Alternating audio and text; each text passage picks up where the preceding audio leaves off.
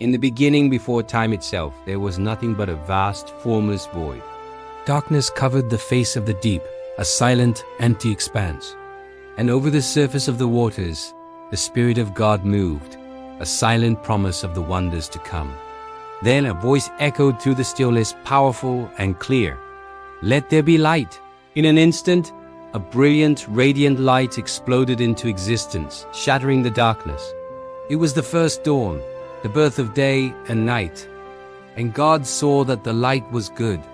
Next, God commanded, "Let there be an expanse between the waters to separate water from water." And so it was. A great sky, a beautiful dome of blue, stretched out above the world, creating the heavens. Clouds began to drift and winds started to whisper, bringing the atmosphere to life. God then spoke again, "Let the water under the sky be gathered to one place, and let dry ground appear." The waters swirled and rushed together, carving out their place. And for the first time, dry land emerged. Majestic mountains rose towards the new sky. Deep valleys were carved into the earth, and the great oceans settled into their basins. God called the dry ground land, and the gathered waters he called seas. And God saw that it was good. With the stage set, the earth was ready to bloom. Let the land produce vegetation, seed-bearing plants and trees on the land that bear fruit with seed in it. At his word, a vibrant green carpet of life spread across the continents. Tender grass, colorful flowers of every shape and hue, and mighty trees reaching for the heavens, all bursting forth, filled with the promise of life. The heavens then became a grand celestial clock.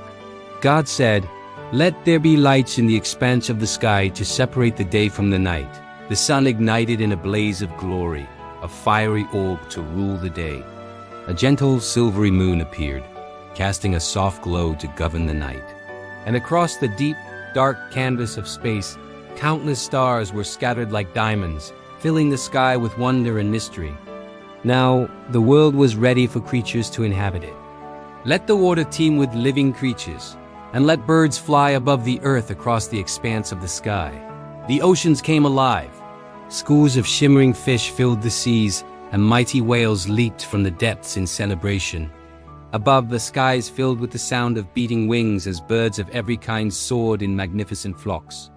God blessed them, saying, "Be fruitful and increase in number." Then God turned his attention to the land. "Let the land produce living creatures according to their kinds." And from the earth came forth animals of all shapes and sizes.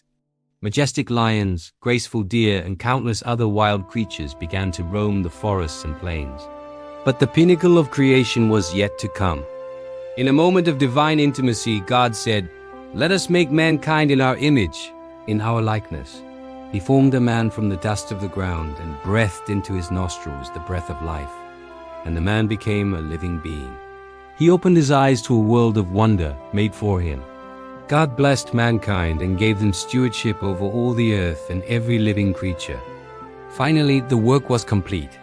God looked over everything he had made, the light, the sky, the land, the seas, the plants, the sun, moon, and stars, and all the living creatures, including mankind. A profound sense of satisfaction filled the universe. He saw all that he had made, and it was very good. And on the seventh day, as a peaceful, holy light bathed the new world, God rested from all his work. Thank you for watching. If this story moved you, please like, share, and subscribe for more content that inspires.